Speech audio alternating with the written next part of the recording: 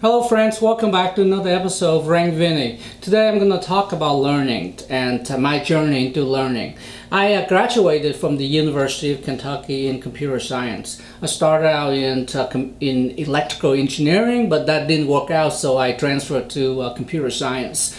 Well, my journey into learning actually started in high school like all of us, and then on to college. But the things about high school and college is that everything you learn are either not applicable or incorrect. It's not the teacher's fault because they don't even know what they're teaching is wrong. Like the history, marketing, teaching about money, teaching how the world works, teaching how the law actually written. They cannot tell the things that they don't know. And the textbook that you learn from is something that approved by the U.S. government and is corporatized. The U.S. education system was hijacked back in the late 50s, maybe even earlier, that they do not allow teaching of certain things. They don't really allow teaching of money, teaching of finance, and things that really matter. They want to keep us all dumb, you know. But anyway, so after I graduated from college, went out working for years, but I still don't know anything. I just know my little tiny bit about my job, and that's it. But that's not a lot. But my coworker, you know, it's sort of like you have to work with your coworker. You have to share information with them. They have to share information with you, but they're still your competitors, you know. So they have to hide something from you, and you have to hide something from them. It's like you have to be the best at what you do. You have to share what you know with your coworker, but in some way you're on the same team, but you're not. You're their competitor as well, because there's always laid off, let go, and getting fired, and everybody here to save their jobs. Anyway, it's not anyone's fault. So later on, about 15 years ago, I started reading. I started learning things on my own. I started reading, but reading is slow. I'm not a good reader. When you read, you have to sit there for hours and look at these pages. But I can't drive. I can't do my housework. I can't do anything else. Then Audible come out. Audible is the greatest thing. Then I can listen to books while driving, while doing my housework, while doing anything, and still listen to Audible. Some of us listen to music. I'm not a music person. I used to be in college, but I just can't stand listening to the same songs over and over again 100 times. I don't know how people does that. So I listen to Audible, but I listen to things I can learn from. I don't really listen to fictions at all. Fiction is great, but it's just a waste of time. And the real world about finance, technology, marketing, business and business on history, history businesses is so much more interesting. But then there are certain things that are not on Audible. There's books that are not on Audible, so you have to read it. But I hate reading. About 6 months ago, maybe a year ago, I learned that you can get a book on Kindle. But even Kindle, you have to read it. You sit there and read your Kindle book on your iPad or your phone screen or your computer. It's even worse than reading a book. But about a year ago, I learned that my iPhone will actually read my Kindle book for me. Do you know that? Do you know you can get your iPhone to read your Kindle book for you? I don't know if an Android phone can do that for you. It probably can. They're competitors that can probably does the same thing. But on the iPhone, you can choose different series voices. You can choose accent. Is it Australian accent, American, the British accent, anything. So it's pretty neat. So I can now get my iPhone to read my Kindle book for me. The last book I listened on Kindle that read by Siri is by Robert Kiyosaki, Who Stole Your Pension by Robert Kiyosaki. It's a good book, but it's not available on Audible. So I got my Kindle to read it for me. The only thing different about Kindle reading it than an actual person reading it, well, when an actual person reading it on Audible, it's much better because they can inflection on the tone, the voice. You can tell the emotion behind it. In On my iPhone, when Siri read it, it's a computer. When they read something important, or when they read a poem or a headline, it has the same thing as it read anything else. No emotion behind it, so it is not as good. But I would say 70% to 75% just as good.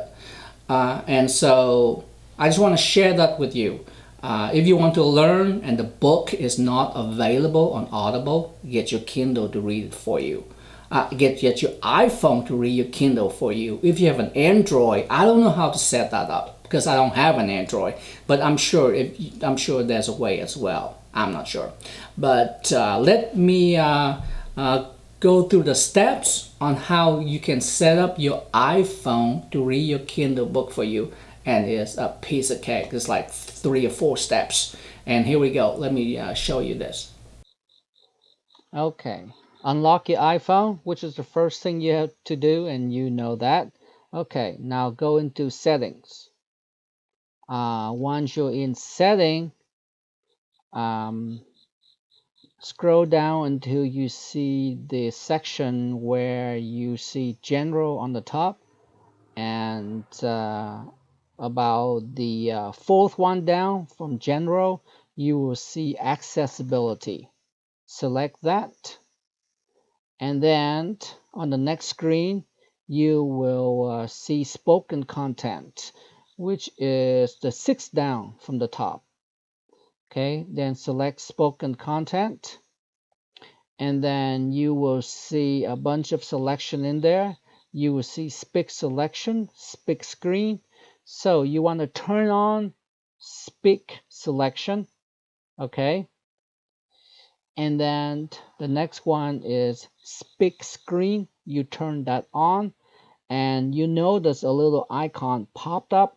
That icon pop up is how you manage your Kindle reader.